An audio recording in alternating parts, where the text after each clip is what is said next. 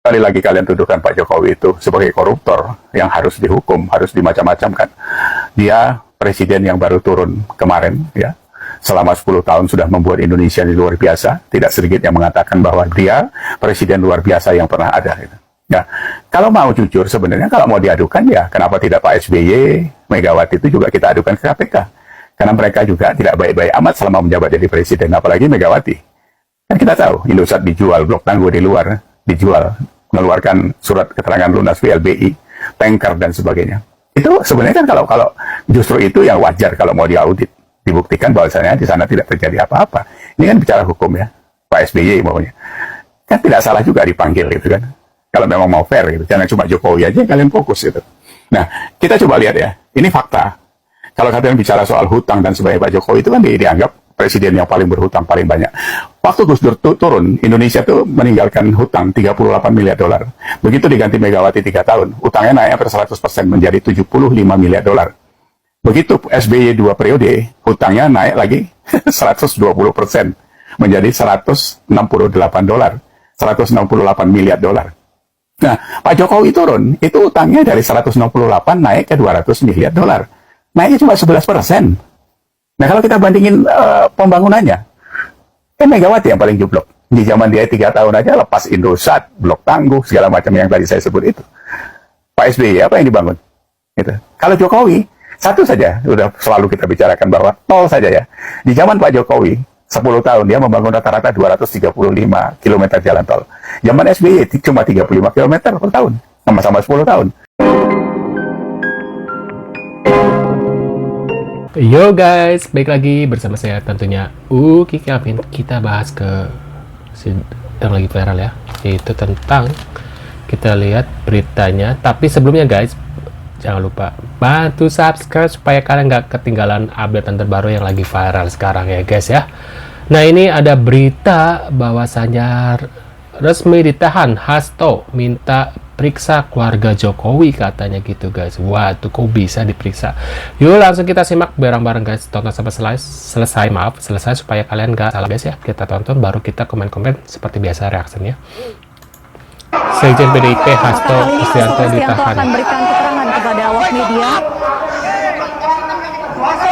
Waduh, seru banget rame.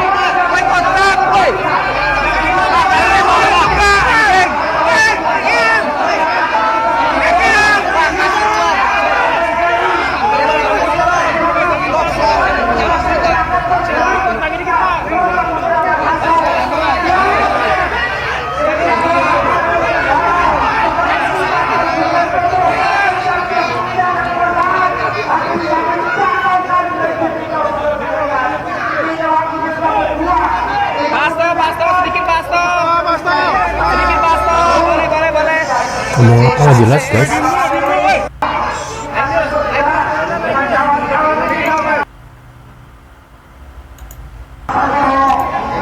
Ini aku putar-putar ya. Tuh. Bener. Kita lihat yang putar lagi gitu. Masih beres suara.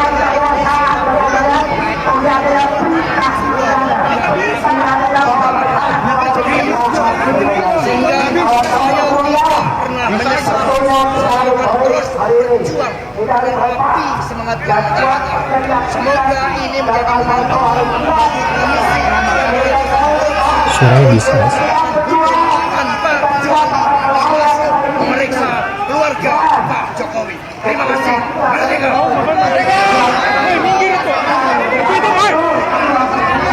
Kita lanjut lagi.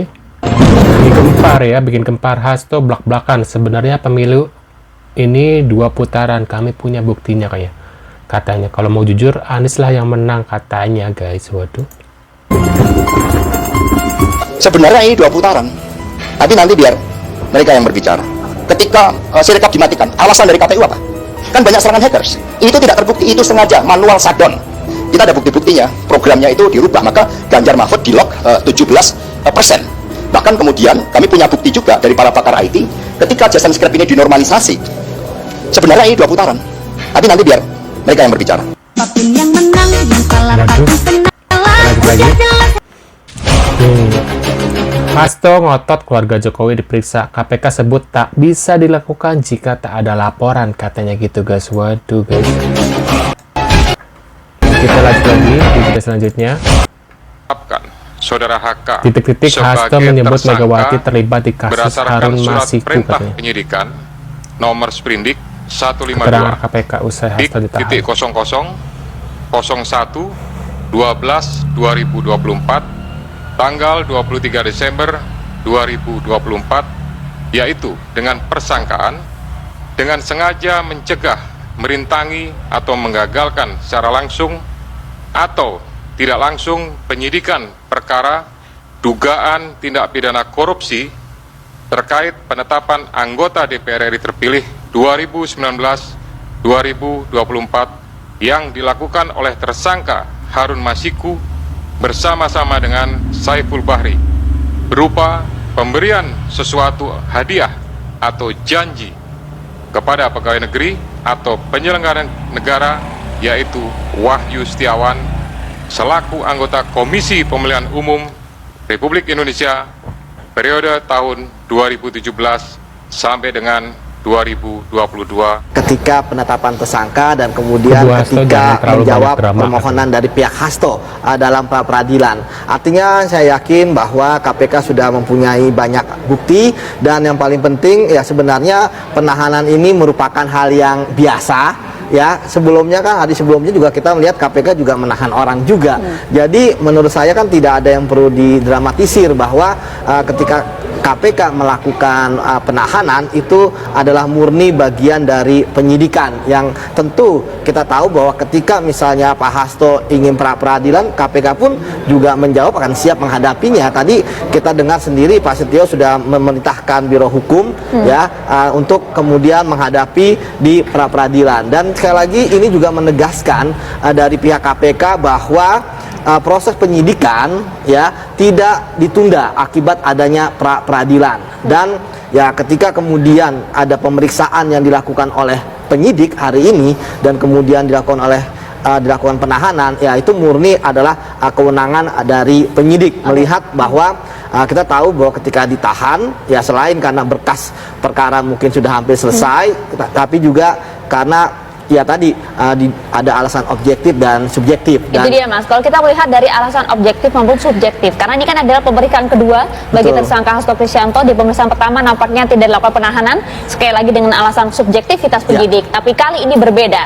Menurut Anda, apakah kemudian alasan subjektivitas penyidik itu, Anda kan kemudian pernah juga menangani kasus-kasus serupa begitu, apakah kemudian Hasto dinilai akan melarikan diri atau juga menghilangkan barang bukti atau bagaimana? Ya pasti salah satu di antara tiga itu apa salah dua atau tiga-tiganya. Ya kan penyidik pasti mempunyai alasan ya.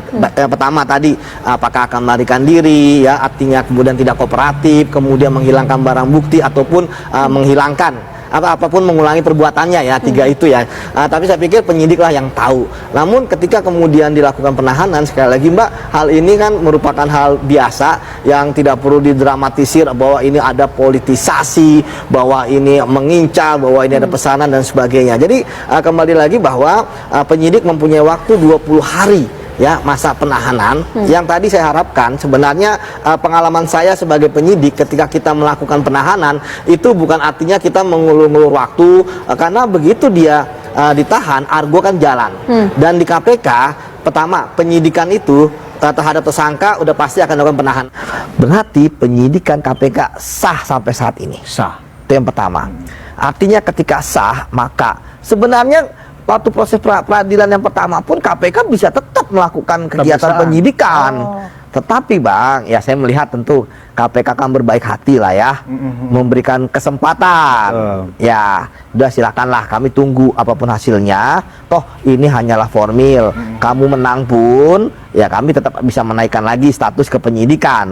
Ya tapi daripada kegaduhan yang terus terjadi, ya. Kemudian juga kita lihat kan tuduhan-tuduhan ya, pesanan KPK edisinya Jokowi. Saya bilang gimana cara Jokowi memberikan ini kan, ketika dikatakan bahwa ini kan orangnya kritis ya, ya kritis, tapi makanya jangan melakukan perbuatan yang bisa disangkakan atau tetapkan sebagai tersangka korupsi dong gitu ya. Jadi ya kritis ya, banyak kok orang kritis tapi nggak aman-aman aja. Ya, menurut pendapat kalian gimana nih guys? Tulis di kolom komentar. Seperti biasa, apakah Pak Jokowi harus diadili keluarganya karena diduga adalah korupsi? Katanya ya tadi Pak Hasto bilang ya gitu ya.